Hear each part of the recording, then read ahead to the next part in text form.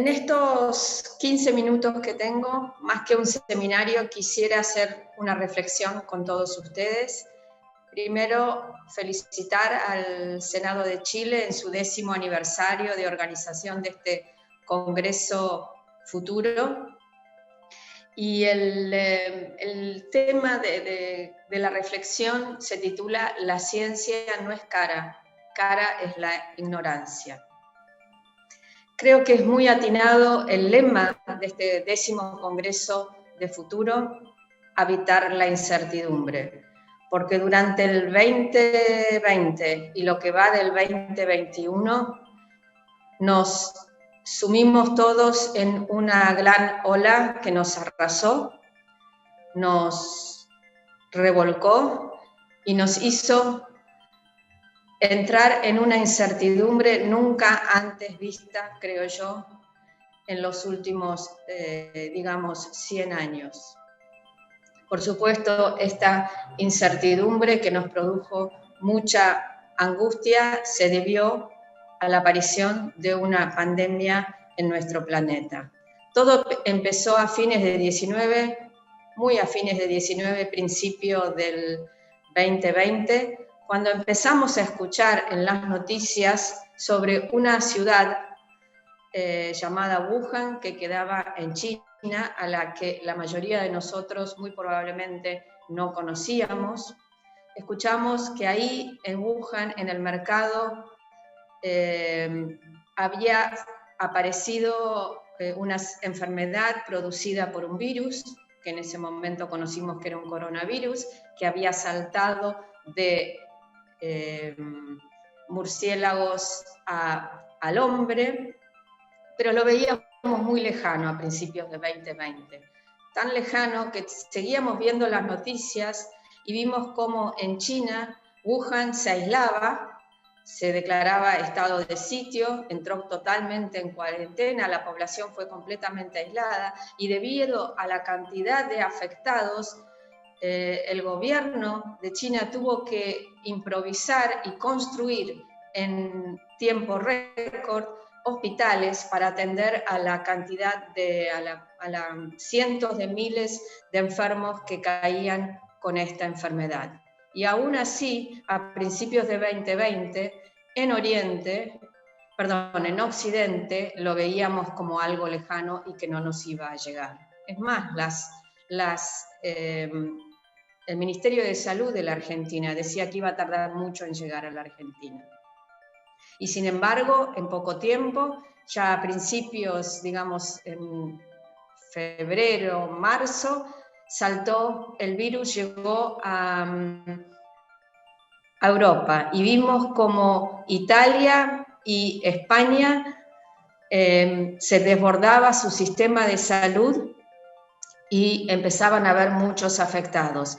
Y en muy poco tiempo llegamos a la situación actual, y esto es una foto sacada de la base de datos de la Universidad de Johns Hopkins, que lleva una estadística de todos los casos y la mortalidad que produce el virus. Vemos que todo el planeta, todos los países están en rojo, a todos los países llegó este virus y la Organización Mundial de la Salud tuvo que declarar la pandemia. Y el mundo, de repente, el planeta entero se detuvo. La política se detuvo, la economía se detuvo, las comunicaciones, los vuelos se detuvieron y cada uno de nosotros nos pusimos en modo espera y tuvimos que guardarnos en nuestras casas y empezaron las cuarentenas. Y nunca antes habíamos sentido esta incertidumbre y habíamos habitado esta incertidumbre que nos producía tanta angustia. Sin embargo, hubieron dos actividades de la sociedad que nunca como antes tuvieron que responder ante esta pandemia. Y estos fueron, por un lado, el sistema de salud, que tuvo y tiene todavía que atender a todos los enfermos, y por otro lado el sistema científico, que tuvo que salir a buscar alguna solución para esta pandemia que nos afectaba a todos. Y mucha presión pusieron los gobiernos y el sistema político y toda la sociedad en su conjunto, tanto en el sistema de salud como en el sistema científico. ¿Podríamos haber prevenido esta pandemia? No sé si prevenido, pero sí era una pandemia que era esperable. Y si nos fijamos en esta publicación del año 2007, que se publicó en la revista Clinical Microbiology Reviews, que se titula Síndrome respiratorio agudo y severo producido por coronavirus como un agente emergente y reemergente de infecciones, que fue publicado a raíz del SARS, que también es una enfermedad producida por coronavirus, pero que solo se circunscribió a China y no se expandió como pandemia a todo el mundo. Se concluye en este trabajo, aquí al final, y yo lo voy a traducir, que los coronavirus se sabe que pueden producir recombinación genética y que esto puede llevar a nuevos genotipos de virus, como lo que estamos viendo ahora, y a nuevos brotes. La presencia de un gran reservorio de coronavirus en los murciélagos, en conjunto con los usos y costumbres en el sur de China de comer animales exóticos, es una bomba de tiempo. Y por lo tanto, la posibilidad de la reemergencia del SARS o de otras formas de infecciones producidas por virus que saltan de animales producidos en laboratorios, es algo que no puede ser ignorado y para lo cual tenemos que estar preparados. Esto fue en el 2007, 13 años después tenemos la pandemia de coronavirus en todo el mundo. ¿Sí? Entonces, como dije al principio, nunca como antes, que yo recuerdo, siendo científica, a los científicos se nos exigió tanto, se nos puso tanta presión y se esperó tanto de nosotros. O sea que la ciencia de repente pasó a un primer plano por encima de la política y por encima de la economía. Pero no solo los científicos hablábamos de ciencia durante esta pandemia. La sociedad en su conjunto empezó a utilizar y a aprender y a conocer y a utilizar términos que nunca antes habían escuchado ni sabían lo que querían decir. O sea que la ciencia de repente estuvo en boca de todos, en boca de toda la sociedad. Y escuchamos como nunca antes palabras como COVID-19, SARS-CoV-2, coronavirus, pero no quedó ahí, sino que toda la sociedad en su conjunto se volvió experta en hablar de anticuerpos, proteína Spike, receptor ACE, ARN, PCR, hisopados y luego PCR, aplanar la curva. Todos se volvieron expertos y opinólogos sobre la mejor forma de aplanar la curva, que si cuarentena sí, cuarentena no, cuarentena estricta, cuarentena regulada, inmunoglobulina G, inmunoglobulina M, y en esta última tiempo todos somos expertos, o toda la sociedad es experta en ensayos clínicos, que si la fase 1, fase 2, fase 3 del ensayo clínico, si están bien hechos, si no están bien hechos, y más allá de la parte científica de biología, todos tuvimos que volvernos expertos en tecnología para poder comunicarnos, expertos en Meet y expertos en Zoom. O sea que la ciencia y las palabras científicas se volvieron moneda corriente y estuvieron y están todavía en boca de todos. Pero paradójicamente apareció una postal en la sociedad que yo nunca antes había visto, salvo en los países asiáticos. ¿Y qué es esto? Cuando uno viajaba a China o a Japón hasta la pandemia del coronavirus, solo en esos países del Medio Oriente, del Lejano Oriente, o sea, asiáticos, es que uno veía a las personas en la calle o en los subtes tapándose la boca y tapándose la nariz, como despersonalizadas. Y sin embargo, luego de la pandemia del coronavirus, todo el planeta tuvo que taparse la boca. El planeta fue enmudecido y el planeta tuvo que ponerse en manos, sí o sí, del sistema de salud por un lado y del sistema científico por el otro. Ahora, ¿es justo pedirle tanto a un sistema, a dos sistemas, del de salud y la ciencia, que son tan vapuleados y tan poco financiados en países que se consideran en vías de desarrollo como los nuestros, Argentina y Chile, comparado con otros países? Y miremos estos gráficos que muestran la inversión, y no hablo de gasto, sino inversión en ciencia en distintos países, Argentina, Chile, China, hasta llegar a Estados Unidos. Esta línea negra en todos lados, que es igual, es la media de inversión en ciencia mundial, expresada como porcentaje de Producto Bruto Interno.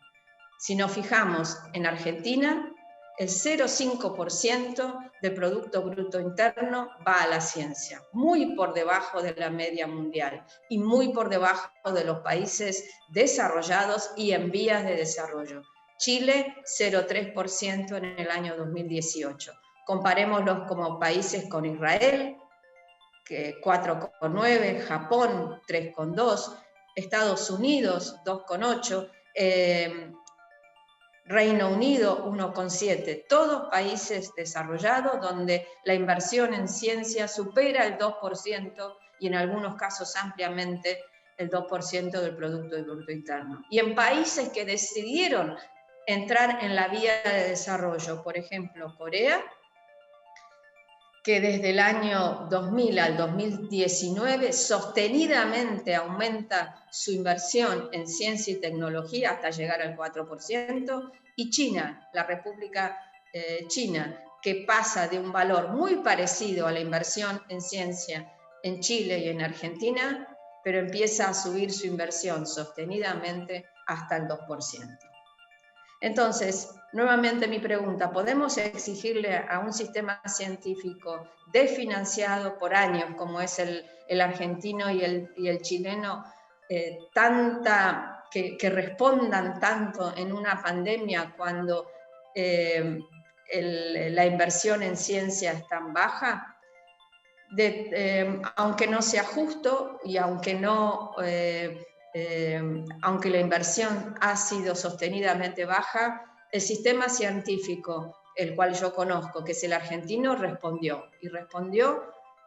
en forma muy positiva.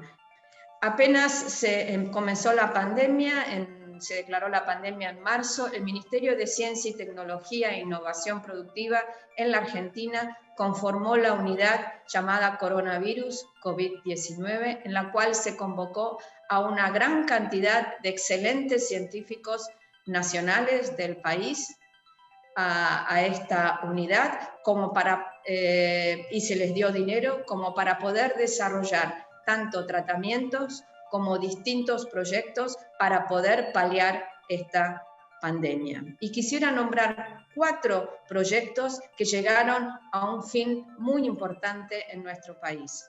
Por un lado, tenemos el proyecto liderado por la doctora Andrea Gamarnik. Andrea Gamarnik es una destacada viróloga que trabaja en nuestro país, investigadora básica, nunca antes trabajó en clínica, que apenas comenzó la pandemia reformuló todo su trabajo para trabajar en coronavirus. Ella era una especialista en dengue, no en coronavirus, y en el lapso de, creo que fueron 90 días, pudo desarrollar un kit para detectar anticuerpos IgM del virus en sangre. Y este test para detectar anticuerpos, ella lo donó en forma gratuita a todo el sistema de salud argentino y pudo reemplazar la importación de kits que venían de otros países, principalmente China, que tenían una sensibilidad y una eficacia mucho menor que el test que pudo desarrollar Andrea Gamarnik. Por otro lado, otro de los proyectos que se acaba de aprobar recién por nuestro ente regulador de medicamentos, el ANMAT, es el uso del suero equino hiperinmune, mediante el cual un consorcio público-privado liderado por el doctor Goldbaum, también un científico básico que nunca antes había trabajado en coronavirus y que estaba tratando de desarrollar sueros equinos, pero para otras enfermedades, logró inyectar a los caballos el antígeno producido por el virus, por el SARS-CoV-2.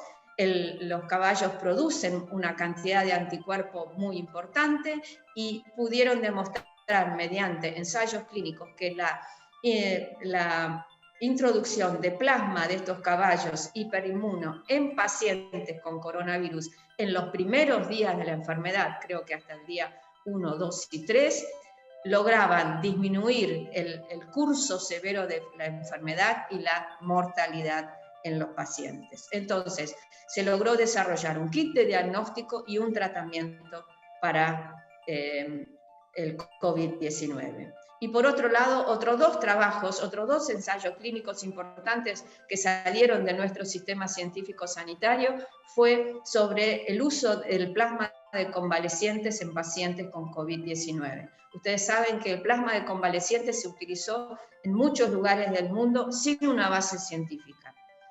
Los dos estudios demuestran lo siguiente. El primero, que es un estudio liderado por el Hospital Italiano de la ciudad de Buenos Aires, demuestra que el uso de plasma convaleciente en pacientes ya con enfermedad avanzada, cuando la neumonía está establecida, no tiene ningún efecto sobre el curso de la enfermedad. Por lo cual, una vez que la enfermedad ya está establecida y digamos, a partir de la semana no tiene ningún sentido tratar a los pacientes con plasma de convalecientes. Sin embargo, otro estudio liderado por la Fundación Infant demuestra que sí, si se utiliza el plasma de convalecientes al comienzo de la enfermedad, día 1, 2 y 3, sí se previene el curso severo y la mortalidad de la enfermedad.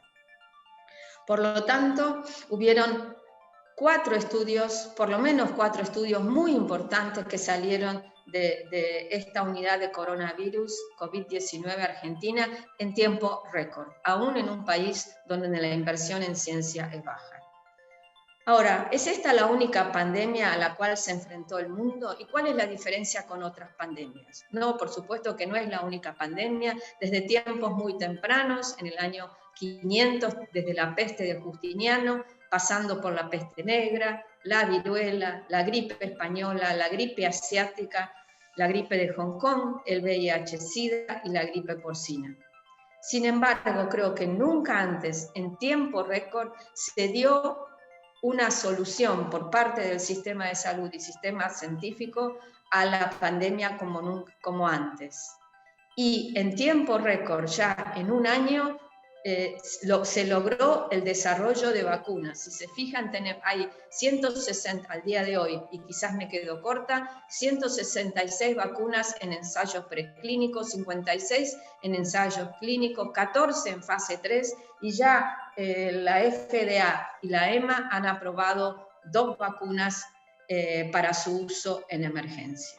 Entonces, gracias al apoyo que los países centrales han dado a la ciencia y técnica, esta pandemia va a poder ser enfrentada con vacunas en tiempo récord, desarrollo de vacunas en solo un año. Ahora bien, si estas vacunas son efectivas, como lo están demostrando, muy probablemente a mediados del 2021 o a fin del 2021 dejemos de habitar esta incertidumbre. Esta incertidumbre que nos trajo esta pandemia producida por el coronavirus.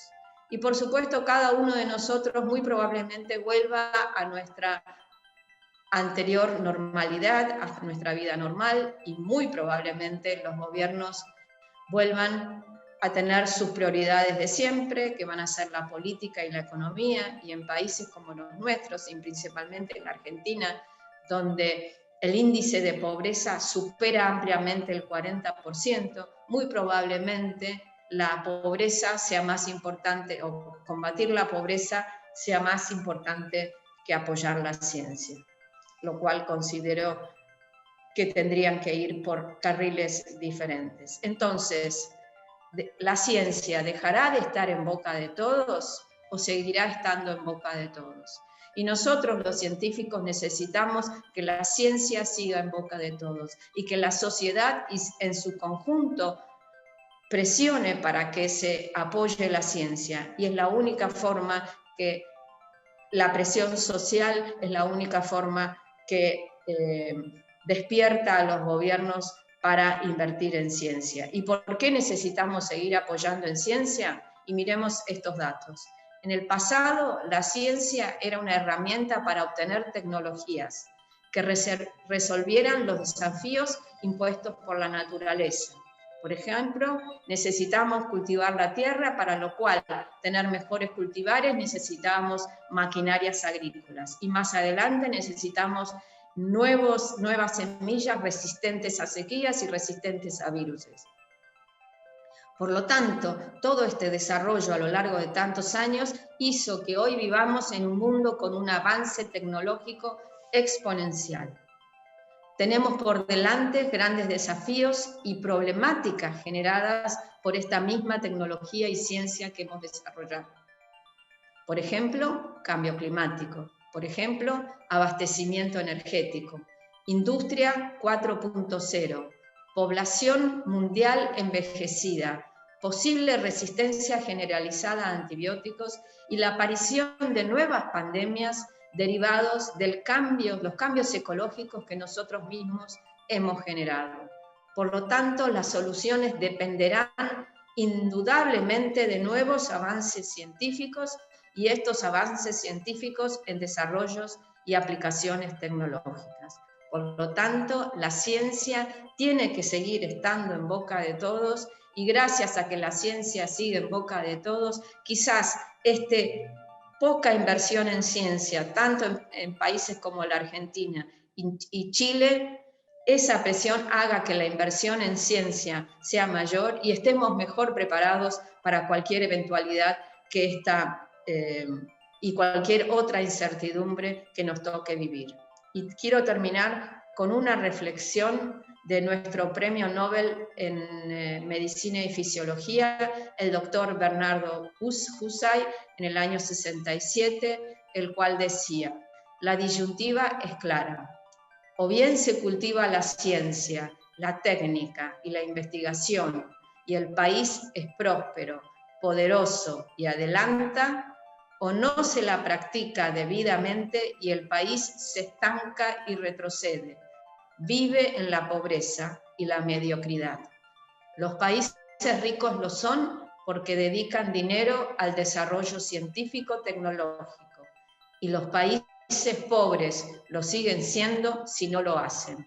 La ciencia no es cara, cara es la ignorancia. Gracias.